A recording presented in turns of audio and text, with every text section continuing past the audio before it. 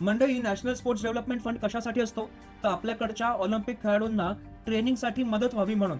त्या ट्रेनिंगसाठी ही तरतूद केलेली असते, त्यासाठी हा फंड वेगळा काढला जातो.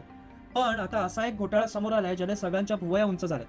खेळाडूंना कदाचित ट्रॅक मिळत नसेल, पण दिल्लीच्या बड्या नोकरशहांना अर्थात आपल्या सरकारी बाबू लोकांना मात्र या फंडातनं कोट्यवधी रुपये मिळाले.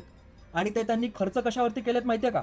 आपल्या सोसायटीमध्ये टेम्परेचर कंट्रोल स्विमिंग पूल आणि हायटेक टेनिस कोर्ट बांधण्यासाठी. विचार करा, तिकडे नीरज चोप्रा आपला घाम गाळून भाला फेकून मेडल मिळवतोय आणि इकडे साहेब थंड पाण्यामध्ये डुबकी मारून काय म्हणतायत माहितीये का? बाई ग, जरा गरम पाणी मिळालं असतं तर बरं झालं असतं. नियमानुसार हा पैसा खेळाडूंसाठी आहे, पण साहेबांनी स्वतःच्याच सुखसोयींसाठी या फंडातनं हिटेड स्विमिंग पूल बांधलाय. आणि त्या हिटेड स्विमिंग पूलच्या बाहेर पाटी काय लावली माहितीये का? इथे कोणालाही एंट्री नाही. म्हणजे ज्या खेळाडूंच्या डेव्हलपमेंटसाठी हा पैसा वापरला जाणार होता, तो पैसा या बाबू लोकांनी स्वतःची थंडीमध्ये सोय करण्यासाठी स्विमिंग पूल बांधण्यात उधळला आणि आता त्याच्यामध्ये खेळाडू ट्रेनिंगच करू शकत नाही. असो, हीच आहे आपल्याकडची बाबूशाही.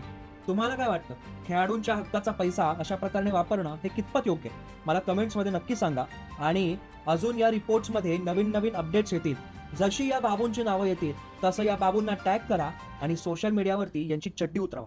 त्याशिवाय यांना अक्कल येणार नाही.